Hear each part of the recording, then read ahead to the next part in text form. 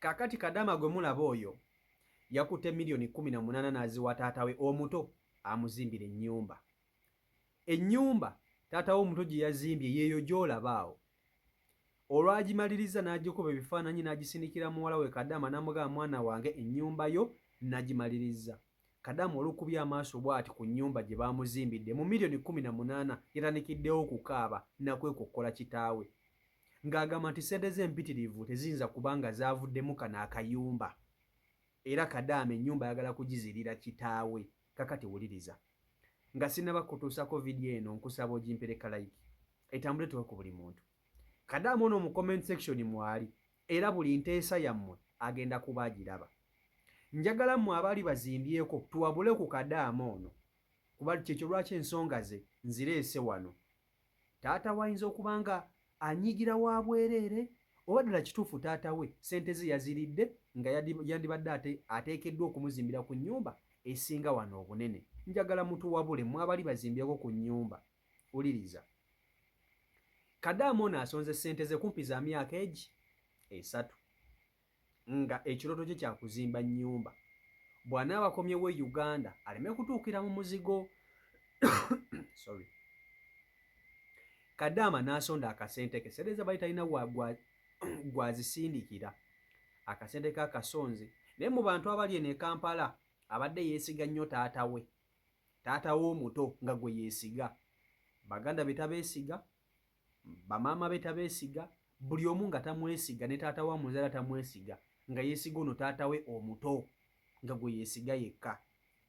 Era akasente bwe kaweze milioni 18 Kadaama yagambe taata we n'amugamba taata njagala kuzimba nnyumba. Bwe manvudde ku kyo saagala kutuukira ku muzigo. Njagala tisiko we nnaabeeranga n'abaana bange. Manye nti kati nvudde ku kyeyo ntuukidde wano. Akasente ke nnaba nsigazaamu kajja kuba ka bizinensi.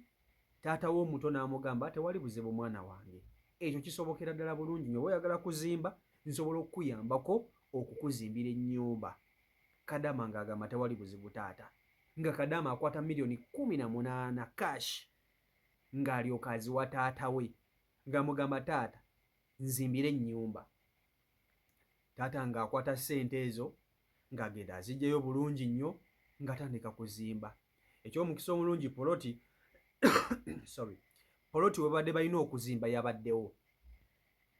Omulimu gwa taata gwabadde gwa kugula matiriyo nakuleeta bayinginiya bagenda kuzimba nnyumba kubanga taata si ye muzimbi. Nga taata wa Kadaama omuto atandika kuzimbira muwala we ennyumba ng'era agizimba. Esituka omusingi Kadaama bagimulaga bulungi nnyo nti ennyumba esituse. Bw'atyo bw'aŋŋamba ng'agamba nti CEO ennyumba kituufu foundation buli kimu baakindaga. Ennyumba n'esituka omusingi ne bamukubira ebifaananyi ne babimuwa. Ennyumba n'egenda mpaka kwolopuleeti ebifaananyi n'abiraba. Ate ng'edduka ku sipiidi eya waggulu. Ennyumba gy'olaba bagizimbidde emyezi tegiweze n'ebiri ng'ewedde kubanga ssente zibaddewo mu cash. Omanyi ssente we zibirawo mu cash n'omulimu gwanguwa okukolebwa.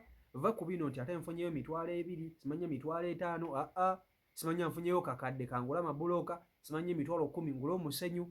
Essente bwe zibawo mu cash ennyumba edduka eddukira ddala nga bw'okiwulira. Kaakati ennyumba etuuse mu wolopuleeti bamukubira ebifaananyi nti ennyumba yeeyo. Kadaama asanyuka. Taata wange weebale, taata wange weebale. Ennyumba etuuka okuserekebwa bagisereka byonna byonna babimuweereza buli bujulizi bwonna alina okuba nabo ng'ennyumba ye ezimbibwa. Akaseera katuuka ennyumba eno eggalwa eserekwa ekubwa pulasita nga taata we agisiga bulungi nnyo kalangi agiteekamu nnyo enzigi n'amadinisa ng'agikuba bulungi nnyo ekifaananyi ng'alyoka agisindikira muwala we Kadaama mu milioni 18 ennyumba gye yasobodde omuzimbira. Ku milioni 18 taata wa Kadaama ye ennyumba gye yasobodde okumuzimbira. Yamuzimbidde ennyumba ya bisenge 2, ekisulwamu kimu, eddiiro nga mulimu ne sitowa munda, n'effumbiro munda, gattako ne kasitowa ebweru. Kati ennyumba bwe bagimaliriza ekifaananyi ne bakisindikira Kadaama. Taata we n'amugamba mwana wange ennyumba yo yawedde era essaawa yonna yonna erindiridde ggwe okugiyingira. Kadaama olulabye ku nnyumba eno atandikiddewo okukaaba n'okwekokkola taata we ng'amugamba taata ku ssente ze nakuwadde ennyumba gy'onzimbidde $1,800,000 nga nakuwadde ssente nnyingi taata onzimbira otya akayumba bwe katyo nze ennyumba si gye nabadde nsuubira mu ssente zange $1,800,000. Taata we n'amubuuza obadde osuubira nnyumba eyinkana etya $1,800,000 matiriyo wa bbeeyi wanene e Kampala. Kadaama n'agamba nedda nze manyi mikwano gyange abaali bazimbyeko mukwano gwange yazimba ennyumba nnene bweti bwaguuga ku $1,800,000 17 nange ze nakutte n'enkuwa gwe lwaki wanzimbidde akayumba akatono akasingana n'akamukwano gwange obutono. Kadaama atadde taata we ku pisito agamba nti ennyumba gye baamuzimbidde tejja mu ssente ze yabawadde. Baamuzimbidde akayumba katono nnyo katiddiitya kalinga sitoowa bisenge ennyumba ya rooms 2 ne sitoowa mbu $1,800,000. Kati wano wenzijira ne mbabuuza mmwe abali bazimbyeko ono Kadaama njagala mumuwabule mumugambe nti okuzimba si kwangu wano e Kampala newankubadde obeera mu kyalo ezo ssente eyo ennyumba gye baakuzimbidde eringangamu in fact esana na miliyoni nga 2 mwezi. Kati nze nganze bwentyo bwe namugambye kubanga Kasaya yennyonnyodde ensonga ze ne muwabula ne mugamba mukwano ennyumba gye baakuzimbidde ogiraba abantu abazinga bazimba ennyumba bwetyo nga agimazeeko miliyoni nga 2.25 ge mazima abantu. Ate n'ekirala weebaze nnyo taata okuzimbira ennyumba abalala tebabizizimba. Bakadaama bangi abawadde abantu baabwe okubazimbira amayumba ne batagazimba ssente ne badda mu kuziteeka ku mumwa. Naye taata w'omuntu bw'aba akutte ssente yo n'akuzimbiramu ennyumba bw'etyo n'aginyiriza n'agisiiga kalangi buli kimu ne kiggwa, eyo ennyumba osobola gibeeramu n'abaana bo. Mwebaze okusinga okumunyiigira, mwebaze. Ofunda n'omubi ng'azaala ng'alima nga yaniriza n'abagenyi. Nze nkubuulira bangi babalidde ne ssente ziwera ddala miliyoni aga naye nga talina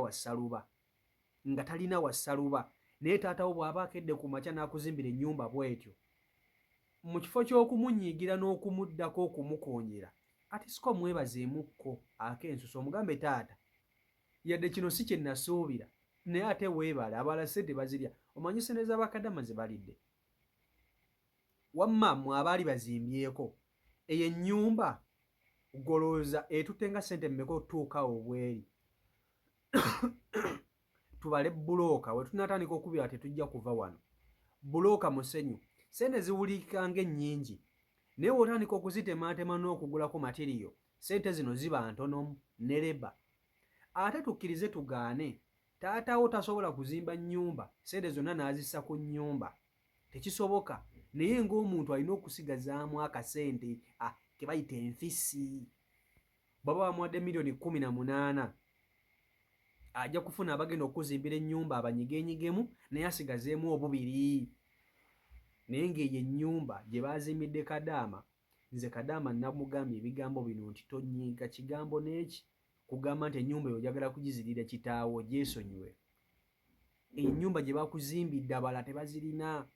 Bakadaama bangi beegomba okutuusa ennyumba eno bwe. In fact mulimu abantu abali eyo ne waba nga si Kadaama yekka kati kambabuulire ne bw'oba nga toli si Kadaama yekka abantu bangi beegomba okubeerako mu nnyumba ne banga ya bisenge 2 kisenge na ddiiro bagyegomba.